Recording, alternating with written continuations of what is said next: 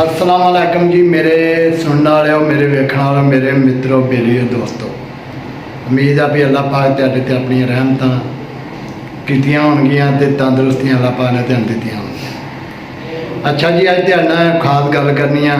गल ये आ भी एक फल दा जिहड़ा पंजाब दे विच ना बहुत घट पाया जांदा, लेकिन उहदा फायदे बहुत ने। हर बंदे नूं वो फल के बारे च ना मालूम आ, वो समझते भी एक आम जिहा कोई लगी है चीज़, नहीं पता लगता उसका।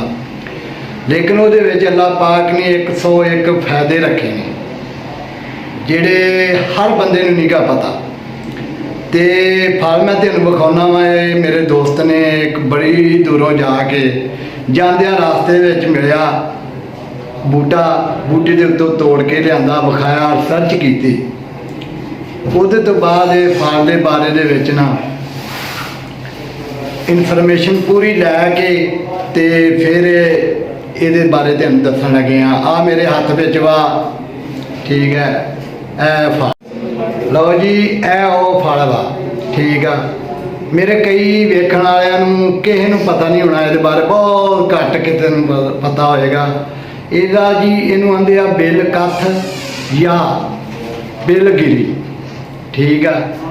ये दो नाम तो पंजाबी दे विच मतलब साडे पंजाब दे विच इहनूं बिल कथ आख्या जांदा। बिल कथ दी वजह तो पछाणिया जांदा, लेकिन मतलब आम जिहड़ा इहदा नाम चलदा बिलगिरी, ठीक आ।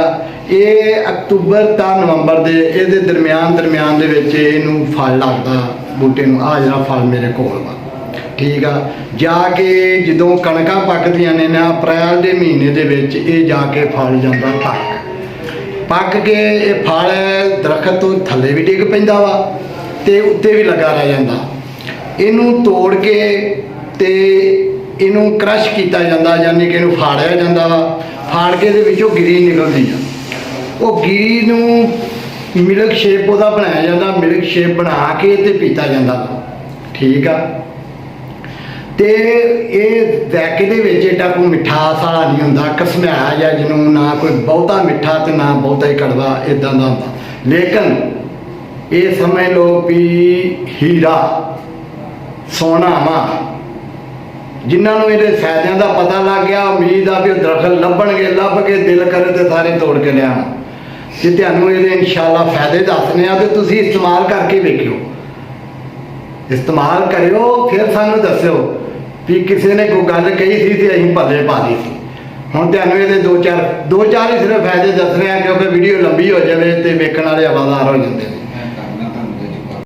अच्छा जी, इसका पहला फायदा ये आ, तुहाडे घर दे विच कोई बजुर्ग ने, बुढ़े जिन्होंने आख्या जाता, चाहे मर्द हो चाहे औरतां, कोई मसला नहीं, जिन्हां दे दर्दां हुंदियां ने ना जिस्म दे उत्ते, जोड़ां दे विच, लक दे विच है, वो इनू जो पक्या हो इनू तोड़ के ते इहदे विचों गिरी कढ के खाण, इंशाअल्लाह उन्हां दीयां दर्दां बिल्कुल जड़ तो ही खत्म हो जाणगियां, ठीक आ। दूसरा फायदा इहदा यह है, जिस बंदे नूं गैस हुंदी आ, मैदा खा के हजम नहीं करता, ठीक आ, ते लूज मोशन लग जाते आ, वो खाओ इंशाअल्लाह उन्हों का मैदे का मसला जिन्ना भी होएगा ना इंशाअल्लाह हल हो जाएगा। तीसरा तो आखिरी इसका फायदा तुहानूं दसने जिहड़ा सब नूं कामयाब है। लो जी, बाकी फायदे मेरा दोस्त रजवान साहब ने इन्हां दे इलाके च पाया जांदा वा, वो तुहानूं दस दें। हाँ जी, इसका जिहड़ा फायदा है ना, एक सब तो मेजर फायदा यह है कि ये बेऔलाद हजरात जिहड़े ने ना, ये उन्हां वास्ते बहुत अच्छी चीज़ है। और जिहड़े मर्द हजरात और औरतां जिहड़े उन्हां दे पोशीदा अमराज ने, उन्हां लई बहुत ही मुफीद है।